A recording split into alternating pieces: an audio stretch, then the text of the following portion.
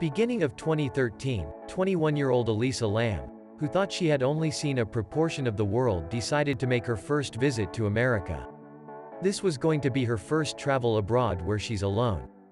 Little did she knew, it was going to be her last. Lam was a lively and interesting person who was obsessed with fashion and blogging. She shared her thoughts through her blog Etherfields and then later started to write on Tumblr, which got a lot of attention. January 26, in her trip to California, Elisa Lam arrived in Los Angeles. She chose to live in the Stay on Main, which is part of the downtown Cecil Hotel. Lam was promised by her family to keep in touch and contact them every day. But on the 31st of January, the day before she was scheduled to leave for Santa Cruz, they never heard of her. February 1st, Lam's family quickly reported the Los Angeles Police Department. Soon her disappearance was noted among the hotel management and the staffs. She was not found in her room nor the places she would have been. The hotel informed they never saw her leaving, so the LAPD decided to check in. A team of investigators started to work on this case. The professionally trained police dogs were brought. They managed to find out her scent was up to the point where the fire exit window is. But she was nowhere to be found. February 15, the LAPD published the last found footage of Elisa Lam, where she was behaving strangely.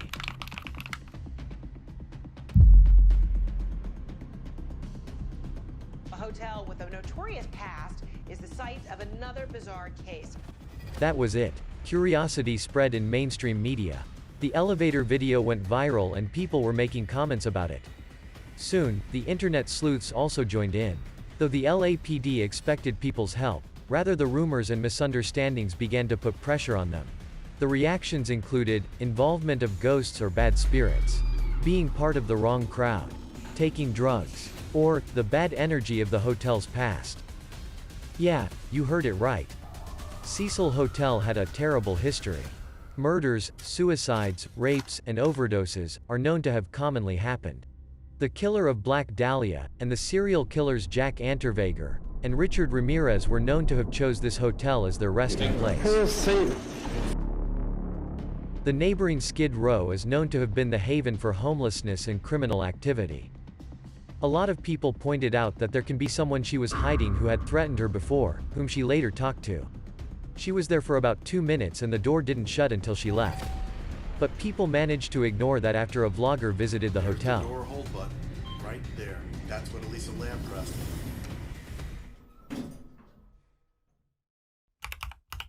February 19, several weeks have passed.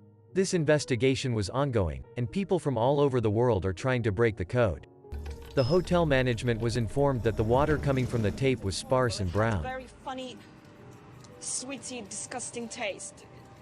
It's very strange taste. I can't bear it. A hotel worker was sent to check the tubes who didn't find any problems. Later, he went to the roof and began to check the tanks. There was she, naked, floating over the water, face oriented to the top. Body of a Canadian tourist ended up in the water tower of a Skid Row hotel. This had shocked everyone. People found it hard to believe she was actually dead. The police claimed that they had searched the roof before, but they failed to find her body. Now, the only way to know the truth is to wait for the autopsy report.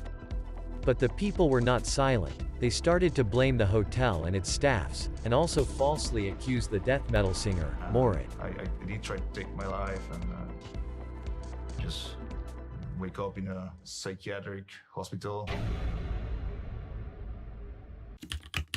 The autopsy report was published in June. But it was unexpected. The doctors explained there were no evidence of physical trauma, sexual assault or suicide. She had prescription medication found among her belongings and a very small amount of alcohol was present. The report suggests she had been undertaking or stopped taking medication. And lastly, people were about to know the truth behind all of it.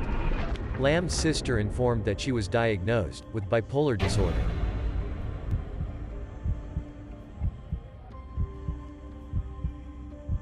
Bipolar disorder is very serious mental illness that brings severe high and low moods and energies. It forces a lot of people to have strange sleeping patterns, overthinking and behavior. The hotel reported Elisa Lam was changed into another private room, as her roommates complained about the strange behaviors they noticed. Moreover, her family informed she never attempted to commit suicide, but she was once gone missing for a brief period and the consequence of undertaking medication was bad. So what happened to Elisa that night? Investigators explained, Elisa Lam was going through the severe pressure for her mental illness. This led her to force herself to find something that would set her apart and shut her from the rest of the world. So in search of that, Lam went into the elevator, but the door didn't close.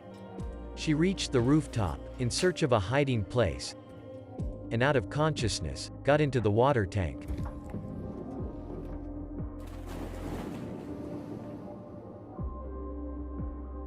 That might be the end of the case, but the internet sleuths didn't give up. They began to make assumptions of conspiracy theories, or somewhat involvement of the police. But not all of them were misleading.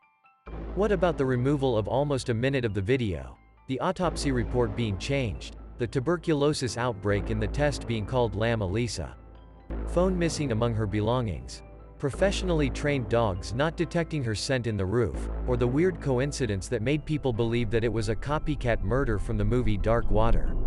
And why would someone keep the tanks unlocked, allowing anyone to access the roof and do something cruel?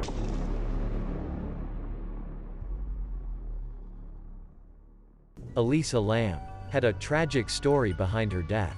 Not everyone is sure if she got the justice she needed, if there was something big going on behind everything. But what if the cause of her death is truly accidental drowning? You know, if somebody had asked her, "Are you okay? Where's your family? Can we contact them?" Maybe that would have made a difference. So yes, the people with mental illness needs our attention.